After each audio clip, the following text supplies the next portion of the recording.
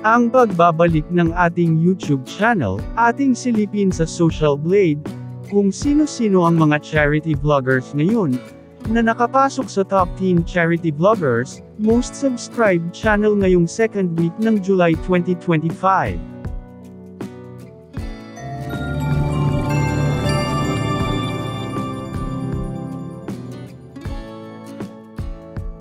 Disclaimer lang mga ka-idol, ang Social Blade ay isang public website na kung saan kahit sino ay pwedeng tumingin sa analytics at estimated earnings ng isang YouTuber or influencer. Pang-10, Jason Tesorero, may subscribers itong umaabot na ng 696,000 subscribers.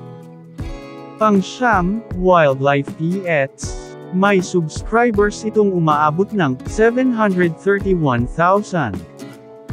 Pang-8, Archie Hilario, may subscribers itong umaabot ng 873,000 subscribers. Pang-7, Daddy Frankie, may 1.5 subscribers itong nakukuha.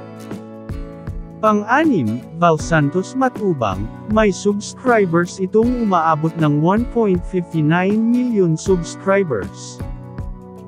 Pang-5, Virgilin Cares, may subscribers itong umaabot ng 2.16 million subscriber. Pang-4, King Lux, may nakukuha itong 2.22 million subscribers. Pang-3, Techram, may nakukuha itong 2.69 million subscribers.